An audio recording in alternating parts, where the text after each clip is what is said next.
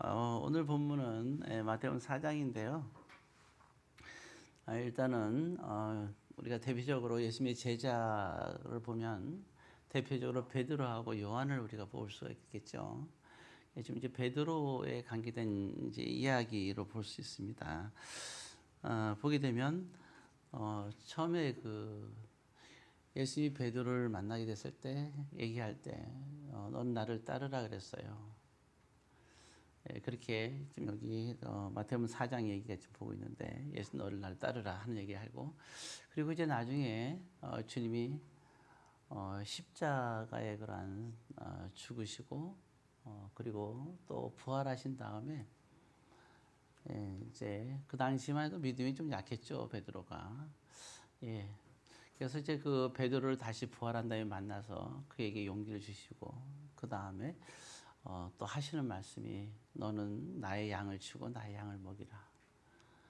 이렇게 또 말이 또 좀 다른 것 같은데 그렇게 이어집니다. 그러니까 예수님을 따르는 거하고 예수님이 마지막에 부탁한 베드로에게 얘기한 그 따르라는 의미가 왜 따르라고 했는지, 또 따르는 것이 무엇인지에 대한 얘기를 하고 있어요.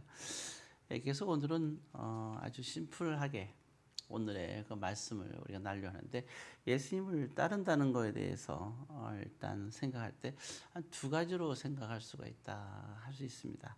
본문에서 우리가 보게 되면 예수님이 따르는 게 무엇인가 생각하는데요.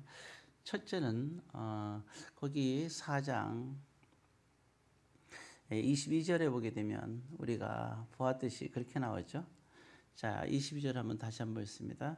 그들이 그 배와 아버지를 버려두고 예수를 따르니라. 자, 여기 보게 되면 배와 아버지를 버려두고 이런 말이 나오죠. 그래서 일단 첫 번째 보게 되면 예수를 따를 때는 있어야 될 게 버려두고, 버리다. 이런 이것이 예수님이 따르는 것의 첫 번째 이유고 또 방법입니다. 자, 그리고 또 한 가지 우리가 예수님을 따르라고 했을 때는요. 나중에 좀 이따가 또 우리가 나중에 살펴보겠지만 사도행전 20장 28절에 보게 되면 당부하는 게 뭐냐면 교회를 보살피라 그렇게 얘기를 합니다.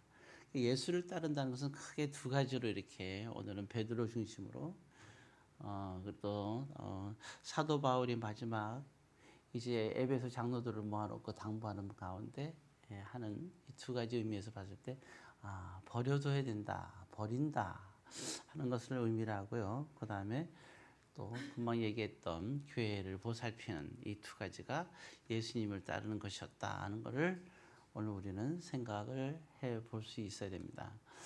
자, 그러면 이게 성경적인 근거는 우리가 다 아시는데, 자, 그런데 여기서 한 가지 좀 이 버리다는 말은 이단들이 잘 쓰는 말이에요. 아주 힘있겠습니다. 그러나 우리 개신교에서는 사실 뭐 이렇게 신천지나 이단들은 기독교라고 말할 수 없는데, 세상 사람들은 다 기독교라고 얘기를 하는데 그렇지가 않죠. 그리스도인이라는 거. 참된 그리스도인 할 때 이단들은 그리스도인이 아니고 기독교가 아니잖아요. 이상하게 모아서 세상 사람들은, 믿지 않는 사람들은 섞어서 이렇게 얘기하잖아요. 한 예를 들면 뭐 보면 뭐 신천지가 가장 대표적이고, 그 다음에 또 보면 전시성을 가진 사람이 나와서 뭐 하나님의 이름으로 막고 죽느니 사느니 하는데 다 그거 뭡니까? 그건 다 사입이잖아요. 기독교가 아닙니다. 그래서 여러분들을 위해서 명칭을 할 때 이런 뭐뭐 목사란 말은 함부로 쓰면 안 돼요. 목사란 말은 기독교에서 쓰는 말이에요. 그래서 우리가 이단이나 사이비에 대해서 목사라는 표현 우리가 단어를 쓰면 절대로 안 된다는 겁니다.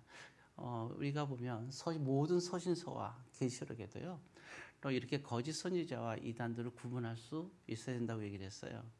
거짓 선지자와 이단이나 이렇게 잘못된 사이비들에 대해서 목사란 말을 쓰는 것은 하나님에 대한, 이거는 모독입니다. 제가 옛날에 발음이 안 돼서 하면은 사람 놀렸는데, 저는 모독이라는 말이어서 옛날에 목욕이라 그랬어요. 이건 하나님 목욕하는 거야 그랬거든요. 심각하게 얘기하는데 이상하게 사람들이 웃어갖고 그랬는데, 이거는 진짜 목욕이 아니라 모독이에요. 우리가 단어를 분명하게 쓸 수 있어야 됩니다. 자, 근데 그들이 얘기할, 그래서 보게 되면요. 참 안타까운 건 뭐냐면 많은 그 청소년들뿐만 아니라 나이 많은 사람들도 기숙사를 많이 만들어 놓고 다 가정을 떠나서요. 부모가 아무리 가서 애원해도 소용이 없어요. 가서 생활을 하는 거예요. 그 집단 생활을. 왜냐하면 그 중에 한 가지가 바로 이 부분이거든요. 버리다란 말. 아버지를 버려두고 이런 말이 나오거든요. 이런 이 부분이 굉장히 좀 심각한 부분이 있는 거죠. 예. 자, 그러면 이제 또 그럼 이 부분에서 버리다란 말, 그거 어디서 나오냐면 보게 되면 마태복음 또 그 19장을 한번 보겠습니다. 마태복음 19장 29절입니다. 이것도 예수님께서 하신 말씀이란 말이죠. 마태복음 19장 29절. 자, 같이 있습니다. 또 내 이름을 위하여 집이나 형제나 자매나 부모나 자식이나 전토를 벌인 자마다 열배를 받고 또 영생을 상속하리라. 예, 이 부분에 버리다란 말이 나옵니다. 버리고. 예, 그러니까 이제 이 부분의 말씀으로 얘기를 하니까 다들 꼼짝 못하고 버리고 들어가는 거예요. 그래서 이 버리다란 말에 대해서 이제 우리가 성경적으로 분명히 우리가 알아야 됩니다. 이 말씀을 그들이 제시했을 때, 왜냐하면 실제로 예수님을 따르는 게 버려야 된다고 나와 있잖아요. 그러면 이 버리다는 뜻이 무엇인가를 명확하게 이제는 우리가 알아야 되지 않겠습니까? 그리고 이게 참 중요한 단어예요. 자, 그래서 이제 일단 먼저 보게 되면 우리가 그 19장, 마태복음 19장 금방 봤잖아요. 예. 왜냐하면 정확하게 나와 있어요. 집이나 형제나 자매나 부모나 자식이나 전토, 토지죠. 재산을 버린 자마다. 그러니까 많은 사람들이 보면 전 재산을 갖다 하고 들어가고 이런 일이 있잖아요. 버린 자마다 여러 배를 받고 영생을 상속한단 말이 나오니까 그래야 되는구나 생각하죠. 자, 근데 여기서 우리 한 가지 주목할 게 있어요. 자, 근데 문제는 이게 내 이름을 위하여 이렇게 얘기했잖아요. 그럼 예수님께서 말씀할 때 예수님의 이름을 위하여 이렇게 나왔죠. 근데 여기서 우리가 분명하게 이제 이해할 것은 이게 버린다는 것이 아무 때나 버리는 게 아니에요. 아무 때나 버리면 안 돼요. 즉 시간이 맞아야 되고요. 상황에 맞아야 되고 목적에 맞아야 됩니다. 시간과 상황과 목적에 맞지 않고 버리는 거는 그건 심각한 겁니다. 왜 그러냐면 예를 들어서 그 지금 우리가 아까 보았듯이 4장에서 보았잖아요. 베드로가 예수님을 따르게 되었어요. 자, 근데 그 베드로가 결혼한 상태였잖아요. 그리고 베드로에겐 그러니까 결혼했으니까 그 아내의 어머니가 있을 거 아니에요. 우리는 부를 때 장모라고 부르죠. 그건 버렸다 그러면 아예 그냥 예수님을, 사실은 베드로는 예수님과 함께 사역을 꾸준히 계속 하잖아요. 그죠? 3년 반 동안 예수님과 함께 사역을 끊임없이 하는 걸 알 수 있어요. 그럼 이들은 말할 때 예수님 말씀대로 우리가 이 오해를 내서 버렸다는 말 하면 그냥 아예 그냥 단절되는 거예요. 단절. 어떤 사람들도 그러더라고요. 목회자는, 그래서 이런 거 보면서 목회자는 단절해야 돼. 목회자는 하나님께 드린 바가 됐으니 완전히 단절해야 된다. 뭐 이런 말을 하잖아요.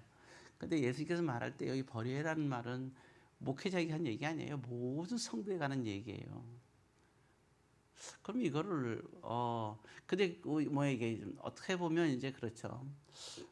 목회자들도 보면 이제 여기서 이제 혼동하는 경우가 많이 있고, 성도들도 내가 목회자가 하는 게 참 다행이다 이렇게 생각하는 분이 있어요. 난 안 버려도 되니까. 하는데 아니에요. 모든 성도가 해당되는 거예요. 자, 그러면 우리 그런 게 있잖아요. 그럼 베드로 같은 경우는 이제 그 거의 목회자 수준이니까, 예를 들어서 뭐 성도도 될 수 있고 다 돼요. 그런데 그러면 자, 사람이 살다 보면 아플 때도 있잖아요. 이 세상에 안 아픈 사람이 어디 있겠어요. 그렇죠? 예, 근데 이제 오늘 이제 이렇게 베드로가 예수님을 따라 사역을 하다 보니 한 사건이 벌어지는데요. 8장 14절입니다. 예, 마태복음 8장 14절이에요. 8장 14절을 한번 이제 같이 읽겠습니다.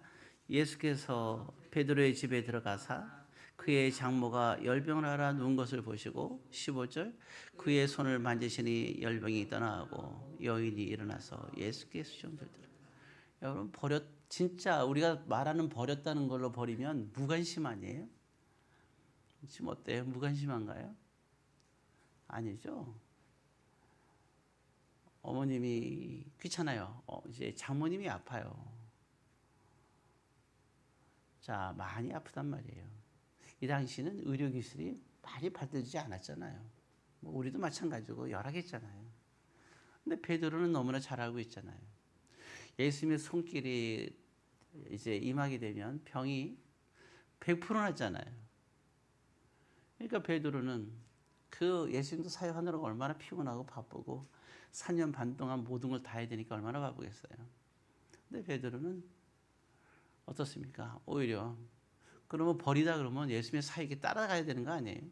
근데 사역하는데 예수님 손을 꽉 잡고 가셔야 됩니다. 하는 거 아니에요, 지금? 지금 거기가 예수님께서 모르는 이제 사역의 계획이 있을 거 아니에요. 아, 내일은 어디 가서 뭐 하자. 그죠? 여기 가서 이런 일을 하자라고 계획을 했을 거 아니에요, 제자들과 함께. 그렇잖아요. 네. 얼마나 바쁘세요. 많은 사람들이 군중에 막 예수님을 따르고 기다리고 또 앞에 가기만 하면 수많은 사람들이 병자를 데리고 와서 고쳐달라고 아주 난리고 아우성이란 말이에요. 심지어는 거리에서 쫓겨난 문둥병자들이요. 사람들이 돌을 던지니까 많이 숨어가지고 예수님이 지나간다니까 저기 멀리서 예수님께 예수님 하면서 부르잖아요. 10명이 문둥병이니까 소리 지르면서 부르는 거예요. 우리 문둥병을 낫게 해달라고. 이렇게 바쁜 와중에 이렇게 정신없고 우리 알잖아요. 그 마가복음도 보게 되면요. 1장 2장 쭉 보면서 그러면 어떻게 돼요? 또 한 집에 가니까 그 집이 좁잖아요. 그러니까 군중들이 그냥 그 집에 꽉 차고 몰라고 이게 주변까지 다 차는 거예요, 사람들이. 그러니까 그 병자를 데려가는데 너무 이게 꽉 차니까 데려갈 수가 없잖아요. 안 그래? 그 좀 이게 이렇게 이제 눕히는 거 있잖아요, 베드 있는데 뭐요 양쪽에 위아래 뭐 다 이렇게 하고 이걸 이렇게 짊어지는 거 아니에요? 짊어지고 이 환자를 고치겠다고 고쳐가니까 뭐 들어갈 데가 없는 거예요, 집이 사람이 많아서. 그러니까 올라가요. 결국은 지붕으로 올라가가지고 지붕을 뜯어가지고 내리는 장면도 나오잖아요. 그만큼 예수님을 만나는 게 힘들고 예수님의 사역이 어마어마했던 거예요. 예, 수많은 군중들이 구름처럼 이제 막 이렇게 따다니고 모이는 거잖아요. 소문이 나니까 어떤 사람도 예수님 말씀을 들으려고 하고 그런 거예요. 이런 와중에 또 이런 계획이 있는데 베드로가 안 됩니다. 빨리 가셔야 됩니다. 방향을 틀어요. 그리고 사랑하는 아내의 어머님에게 가고 이제 기도해 주세요. 낫게 해 주세요죠. 기도가 아니라. 이거 어떻게 했어요? 예수님이 베드로가 가자고 하니까 안 갈 수가 없어요. 가는 거예요. 모든 걸 멈추고 가요. 왜? 베드로의 간절함이 있는 거거든요. 베드로는 이렇게 버려두고 주님의 사역을 하지만 이 버린다는 말씀이 뭐냐? 사랑이 있어요. 아내에 대한 사랑, 장모에 대한 사랑, 아내에 대한 관심. 그렇잖아요? 사랑과 관심이 있는 거예요. 여러분 버린다는 건요. 우리가 오해하면 안 돼요. 버리는 것 속에 더 큰 사랑과 더 큰 관심이 있는 거예요. 옆에 있으면서 내가 다 해주지 못하지만 주의 사역을 하지만 사랑과 관심을 가지고 있는 거예요. 이게 버리다는 개념을 우리가 이해하면 안 돼. 그러니까 우리가 그 지인들, 사랑하는 사람, 부모나 형제를 가슴 아프게 하는 게 버리는 게 아니에요. 그래서 이런 것을 보게 되면 이게 버린다는 의미가 사랑과 관심이 있는 걸 말하는구나 생각하는 거예요. 오늘날 이단들은 부모가 가서 제발 좀 정신 차리라 그러면 뭐예요? 아주 냉정해요. 상처를 줘요. 나는 이미 주님께서 나에게 버리라고 했으니 난 주님 거라 이거예요.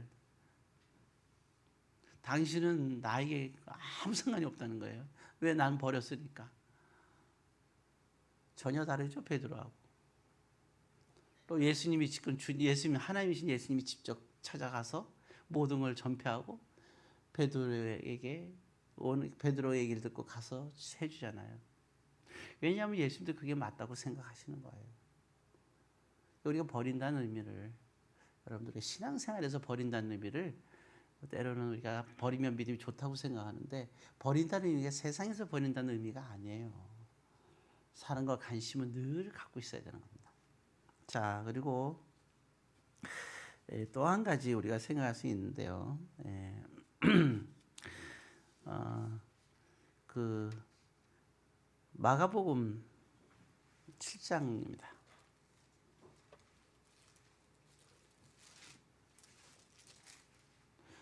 마가복음 7장 9절의 얘기입니다. 자, 이제 이 얘기는 고르반에 관한 얘기입니다. 말이야 뭐 이제 단어가 좀 이상하죠. 그렇습니다. 그래도 자, 그래서 이제 얘기해서 이제 일부분을 제가 보겠는데요. 거기 7장 9절을 같이 씁니다. 또 이르시되 너희가 너희 전통을 지키려고 하나님의 계명을 잘 저버린도다.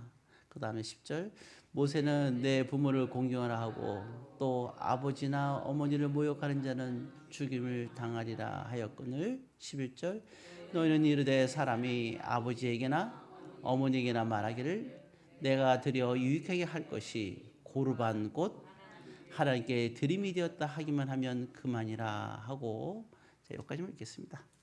나중에 그 부분은 또 여러분들이 궁금하겠어요. 고르반이라는 말이죠. 하나님께 드림이 되었다. 이 말이 그런 거예요. 자, 이제 고개를 들어보시고요. 고르반. 예수께서 친히 하신 말씀이거든요. 이거는 사실은 그 뭐에 관한 개념은 부모 공경에 관한, 부모에 관한 게 아까 나왔잖아요. 부모를 버리고 이런 말이 나오잖아요. 그렇죠? 버리단 말에 부모도 포함돼서 나왔어요. 자, 그런데 예수님께서 이제 이 부분에 대해서 명확하게 이제 예수님이 친히 말씀하시는 것이 바로 이 마가복음 7장의 얘기입니다. 그래서 아주 중요한 얘기를 하고 있어요. 왜냐하면 이렇게 얘기하는 거야. 볼 때 한 사람이 있어요. 자, 이제 직장 생활을 하게 되거나 사업을 하게 돼서 수입이 생겼습니다. 물론 이제 어려울 때는, 근데 빚 주고 어려울 때는 어쩔 수가 없죠. 그러나 이제 그 직장 생활을 이렇게 다 하게 될 거 아니에요. 사업을 하게 되면 또 믿음에 따라서 그걸로 이제 이렇게 처음에 이제 소득이 생길 거 아닙니까? 그럼 이제 소득에 대해서 뭐 10의 1조도 드리고, 물론 믿음이 더 이제 특출한 사람은 천년배까지 드리겠죠. 그건 각자의 마음의 소원과 믿음대로 하는 거니까, 분량대로. 그건 상관이 없어요. 자, 어쨌든 다 떠나서 이제 그런 모든 게 다 떠나서 내게 소득이 생겼다 했을 경우에, 그렇게 해서 될 경우에, 이제 물론 이제 그런 건 있죠. 부모님이 예를 들어서 아주 나보다 더 풍족한 경우는 좀 다르죠. 근데 부모가 되게 어려울 때가 있잖아요. 생활할 때 부모가 왜냐하면 우리를 이렇게 낳아주고 내가 이만큼 자랄 때까지 내가 또 이렇게 뭐 사업이든 직장이든 잘해서 내가 소득이 생겨서 약간 이제 여유가 있다 할까? 여유가 없더라도 내가 이제는 일용할 양식 정도는 되고 약간 어떤 또 이제 유도리가 있다 할까요? 그렇게 있을 때를 생각하면 됩니다. 자, 그런데 그럴 때 부모님이 이제 나이가 들면서 경제적으로 어려울 때가 있잖아요. 좀 힘들 때. 아무래도 나이 들면 좀 힘들잖아요. 소득도 줄어들고 젊었을 때 막 다르잖아요. 또 마음도 약해지고 이렇게 약해질 때, 아니면 또 시간이 지나서 이제는 하던 일을 멈추고 내가 경제성이 부모가 없어졌을 때가 있잖아요. 그럼 많이 경제적으로 힘들 거 아닙니까? 자, 이럴 경우에 얘기해요. 그런 경우에 이제 한 사람이 사람들이 묻는 거예요. 야, 너희 부모는 지금 좀 어려운 상황인데 니는 왜 이제 이만큼 너를 잘 키워주고 이렇게 했는데 왜 부모님에게는 경제적인 것에서 무리하라는 건 아니지만 어느 정도 그래도 기본적으로 용돈이라도 네가 드려야 되지 않겠냐. 사람들이 이렇게 묻는 거예요. 그럴 때 이제 이 사람이 뭐라고 얘기하냐면 이렇게 하는 거예요. 그래? 나는 하나님께 다 헌금을 했어. 나는 하나님께 헌금한 거야. 그게 더 중요하잖아. 하나님께 헌금을 했거든. 그러니까 나는 부모님께는 안 해도 돼. 하나님께 했는데 이렇게 얘기하는 거예요. 그게 고르반인 거예요. 자, 하나님께 했대요. 하나님께 할 것도 하고 부모에게 할 것도 하나님께 했다는 거예요. 그러니까 부모에게는 할 필요가 없다. 이런 얘기입니다. 이때 이걸 뭐라 그러냐? 마가복음 7장 보고 있죠. 이거를 7절을 보면 무슨 계명이라 그랬어요? 지금 이 사람이 하는 말은 사람의 계명이라. 하나님께 드렸대요. 그러니까 하나님 하나님 그러잖아요. 부모를 버리라 했으니까 하나님께만 드리는 거야. 난 부모님께 드리면 돼. 하나님께만 드리면 돼. 부모를 버리라 했는데 하나님께만 드리면 되지. 이렇게 얘기하는 거예요. 그러니까 예수님 말할 때 사람의 계명이라고 얘기하고 있어요. 너는 사람의 계명을 지키는 거다. 그런데 8절은 심각하게 얘기해요. 한번 더 같이 읽습니다. 너희가 하나님의 계명은 버리고 사람의 전통을 지키느니라. 왜 그러느냐? 아까 10절 읽었죠. 분명히 부모를 공경하라 했지 않았냐. 그리고 네가 하나님께 드렸다고 부모에게 행하지 않은 경우는 10절에 말하기를 아버지나 어머니를 어떤 행위예요? 모욕하는 행위라고 얘기하는 거예요. 그래서 우리가 그럼 얘기가 다르죠. 여러분 우리가 부모를 버리고 이제 예수님을 따르는 거다 했는데 이 버린다는 의미가 뭐예요? 지금 예수님 말씀이 고르반. 사람들은 고르반의 의미로 이해를 하는 거예요. 아니에요. 부모를 공경해야 되는 거죠. 그리고 우리가 형편이 많든 적든 그리고 할 때는 금액이 크고 작은 게 아니고 굉장히 중요하지 않잖아요. 내가 겨우 이제 일용할 양식을 할 정도면 최소한 내가 수입이 한 달에 생기면 양말 한 쪽은 사줄 수 있잖아요. 많은 게 문제가 아니라. 그렇죠? 예수님이 정확하게 얘기를 하는 거예요. 마음만 중요한 게 아니라 물질적인 것도 필요하다는 거거든요. 그러니까 물론 이제 어느 부모에서 찌질하게 이게 뭐니? 그러면 할 말이 없어요. 그거는 그러면 곤란하죠 상당히. 그렇지만 그게 아니라도 최소한 우리가 마음이잖아요. 내가 너무 어려우니까. 근데 이렇게 신경을 써줘야죠. 나의 부모니까 했을 때 그게 부모에 대한 공경이잖아요. 돈으로 공경하는 건 아니지만 마음이 당연히 중요하다는 거죠. 사실 저는 그렇게 생각해요. 아무리 어려워도 저는 스타벅스에서 이렇게 이게 10,000원짜리나 15,000원짜리 하나는 보낼 수 있다고 생각을 해요. 이것도 어려울 수도 있겠죠, 물론. 어려우면 어쩔 수 없지만. 그렇게 가능하지 않을까. 그래서 생각할 때 이게 부모를 공경하는 거. 그래서 버려준다는 거에는 뭐가 있다고요? 부모에 대한 공경과 내가 섬기는 게 들어가는 거예요. 버린다는 말을 우리가 오해해서는 안 되는 거예요. 이게 마음이 중요하지 않겠어요? 그래서 선물은 마음이잖아요. 나 이거 필요 없는데 갖고 가. 이러면 안 됩니다. 필요 없더라도 일단 받아놔야 돼. 그럼 내가 없으면 누굴 주더라도. 그냥 마음을 안 받고 뭔가 실질적으로 받으려고 하는데 그거 참 곤란하죠. 그래서 우리가 양이나 이런 것보다도 그런 게 중요하지 않겠나 생각을 합니다. 그리고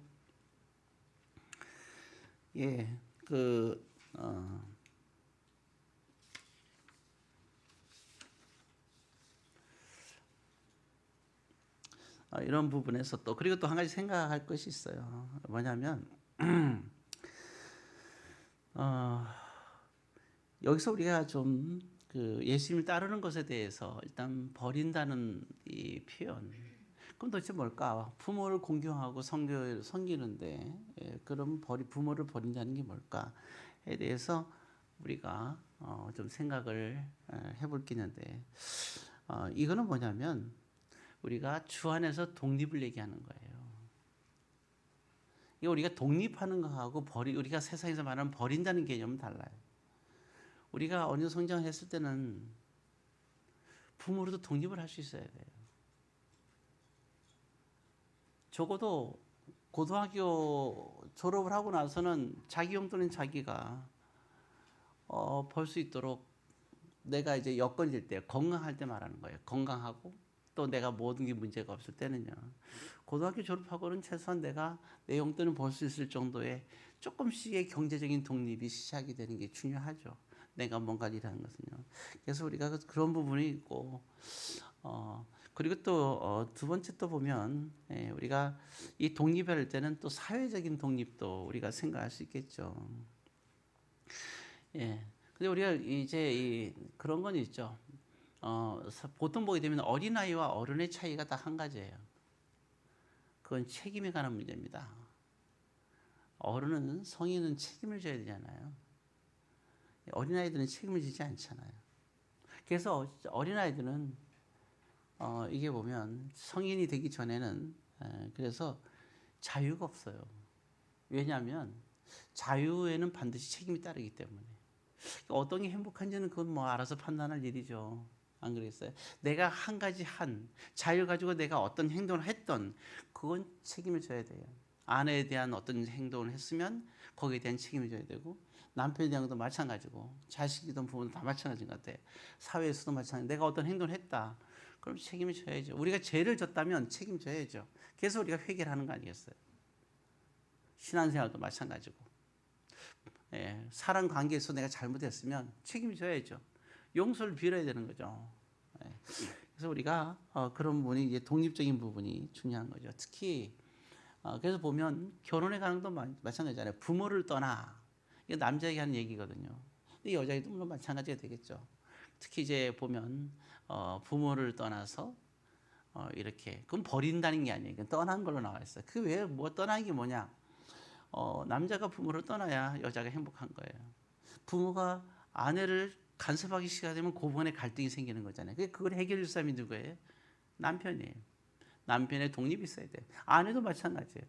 아내의 부모들이 난리법석을 피워가면 이 남편이 힘든 거예요. 그러면 그러면 그분도 누가 지켜줘야 아내가 지켜줘야죠.